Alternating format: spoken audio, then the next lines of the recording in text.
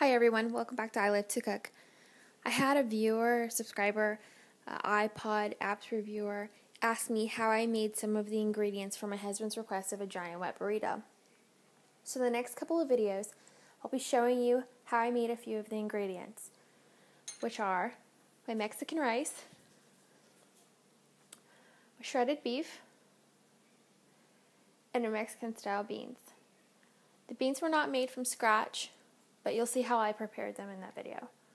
Also, in the future, I'll be doing a video for the chili sauce, so stay tuned for that. Hi, welcome back to I Love to Cook. Today I'm going to be making the shredded beef.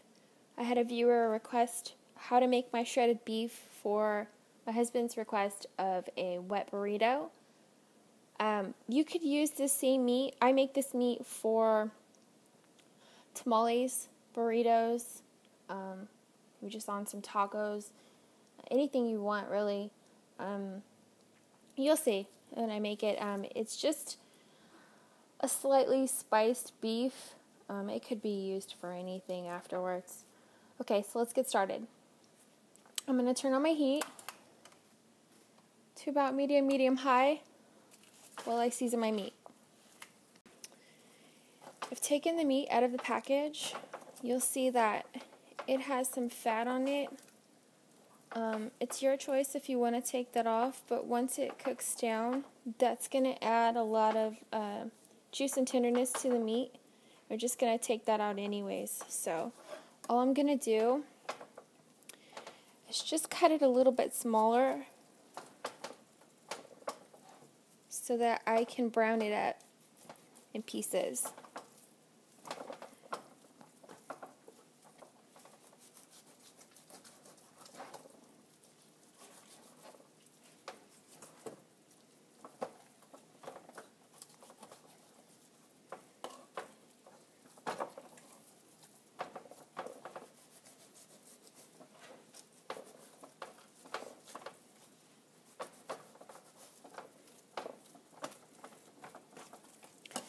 And now I'm going to season it. Some salt. You guys can see that. And some pepper.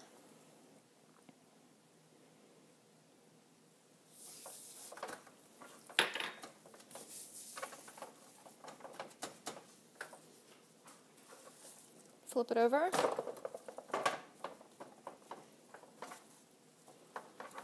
This part's really thick.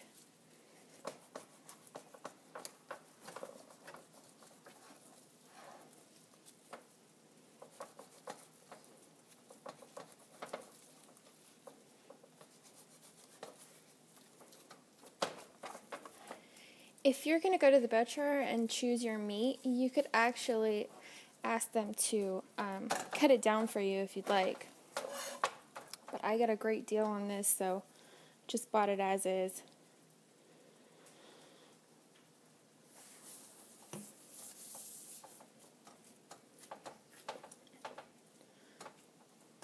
It's best to let your meat sit a little bit just to rest and absorb that salt. Bring out a lot more flavor. So while that's doing that, some oil in the pan.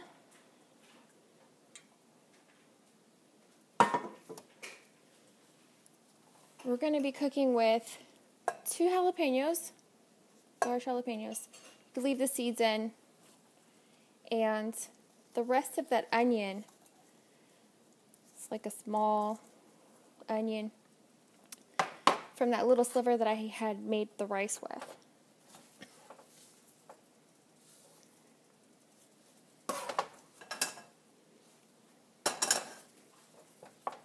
I'm going to go ahead and cut this into little portions just so I'm not crowding the pan, and then I'm going to begin browning. Okay, so now I've cut it into little strips, and I'm going to start browning in sections.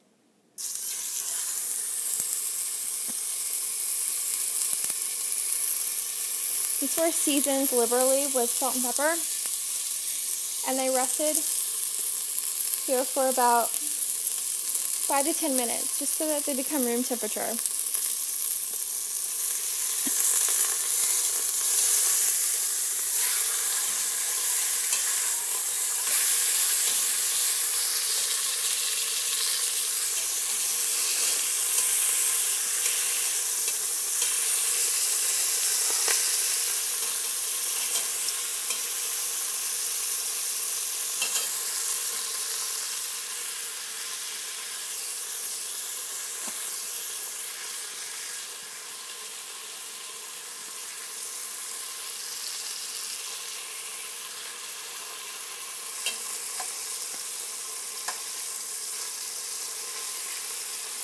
I'm on about medium to medium-high heat. What you want to do is just brown the outside. We're not cooking the meat thoroughly.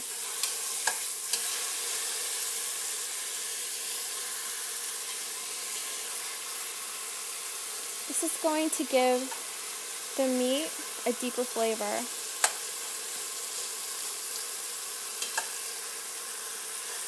I'm going to turn up the heat a little bit.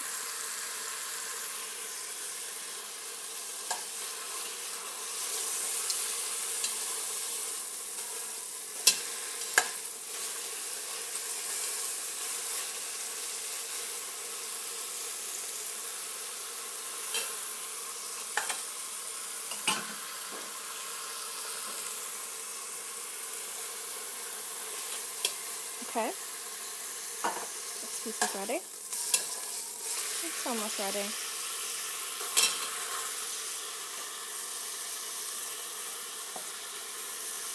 I had a smaller piece here.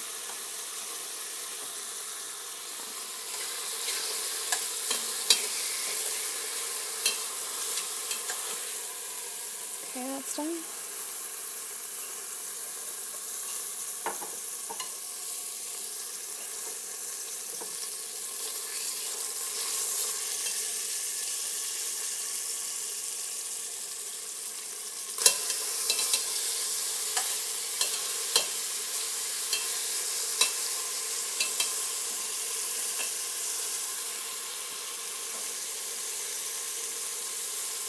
I'm going to continue browning the rest of the meat, and then I'll show you what happens next. Okay, so now I've browned up my meat. You see that the bottom of my pan's a little bit darker. That is from the meat. We're going to pull that up after it's done cooking in the pressure cooker. It's going to be easier. It's just going to come up and it's going to be in all that juices and all that flavor. In the meantime,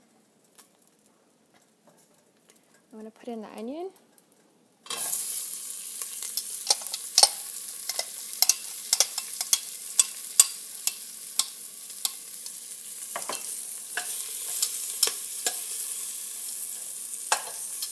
It isn't really to cook it so much. I just want to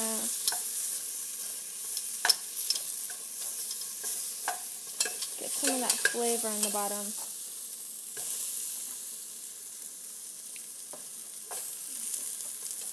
I do want to roast the chilies a little bit.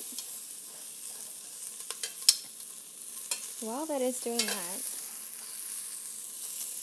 I'll tell you what seasonings we're going to use. Some minced garlic, about a tablespoon and a half. I have some bay leaf and some Japanese chili pods. Some Mexican oregano.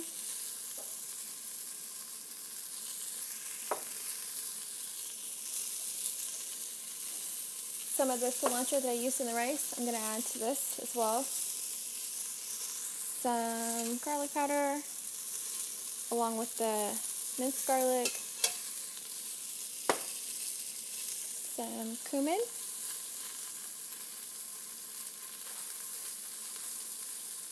About a palmful, not too much.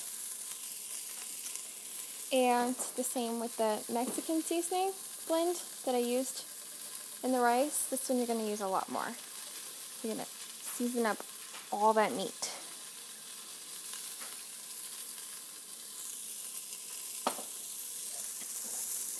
I'm going to toast up the seasonings.